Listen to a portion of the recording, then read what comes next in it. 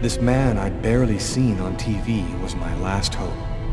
I didn't know what connection there could be between the Mayans and what had happened to me, but at that point, I was ready to accept any explanation that could make sense out of the nightmare that my life had become.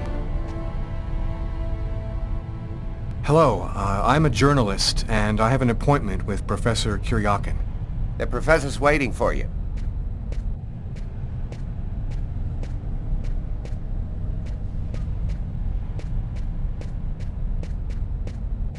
Professor Kuriakin?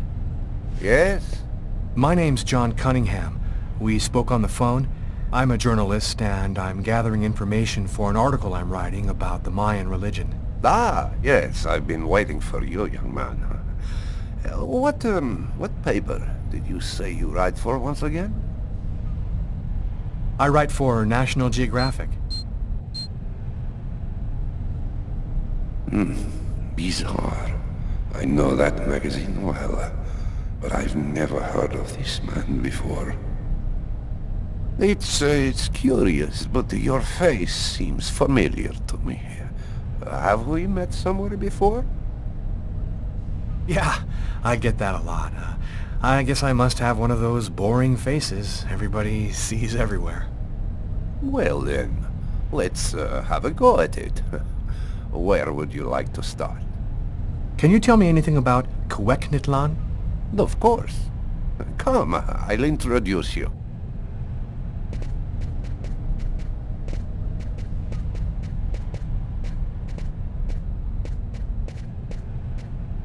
You see before you the ancient Mayan god Kueknitlan, the serpent with the two heads. One head sees in this reality, the second in the other world. By opening both mouths, the Mayan oracles could see through the serpent into the other world.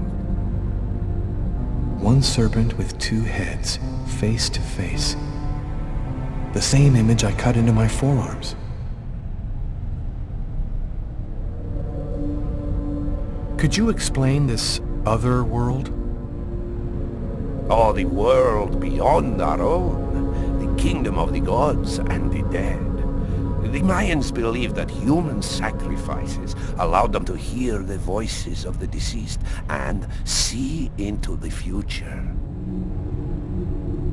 What exactly do we know about these oracles? Oh, not very much. They were very mysterious. They served as mystic liaisons, allowing man to connect with supernatural forces. If we can believe the ancient texts, the oracles possessed strange powers. What kind of powers did the oracles possess? Some passages mention a supernatural life force, permitting the oracle to live for several hundred years. Tell me, how did the sacrificial ceremony work? Come, I'll show you.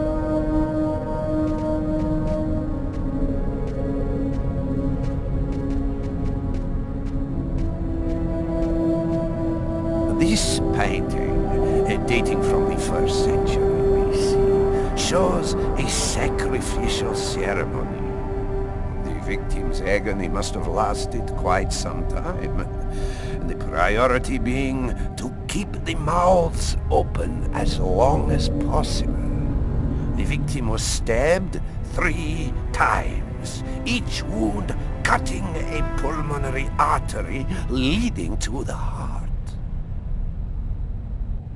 The oracle is not the one stabbing the victim? Oh, the oracle must never soil himself with the blood of another. That is why he chooses a sort of proxy, another person in the crowd, totally at random. This person becomes the executor. The oracle takes complete control of the executor, manipulating him from a distance. A Mayan sacrifice. That's what it was. You aren't a journalist, are you? Who are you? My name is Lucas Kane. The police are looking for me about a murder that I did not commit, but I was the executor. You're a murderer? I'm innocent. I stabbed someone I'd never seen before 3 times, cutting his arteries, just like you described. Do you mean to say that there is a Mayan oracle still living today? But that's completely impossible. Have you ever seen this symbol before? Oh, it's the symbol of Quegnitlan. The executors cut this into their own forearms before accomplishing the sacrifice. So, it is true. My God, the Codex was right. The Codex? What are you talking about, Professor? You can't stay here. Your picture is in the paper that the security guard is reading. He's sure to recognize you. Come, let's leave here, and I'll tell you all about it.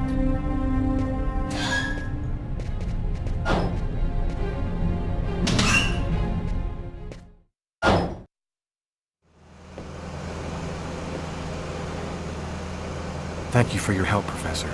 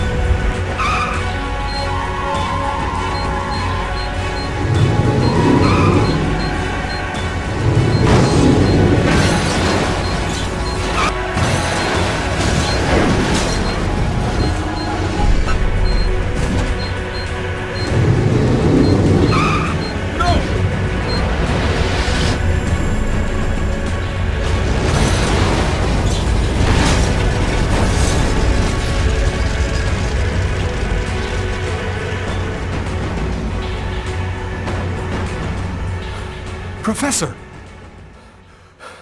The Codex speaks of the coming of a child, a prophet, the answer to all of life's questions. The oracle kills to find the child.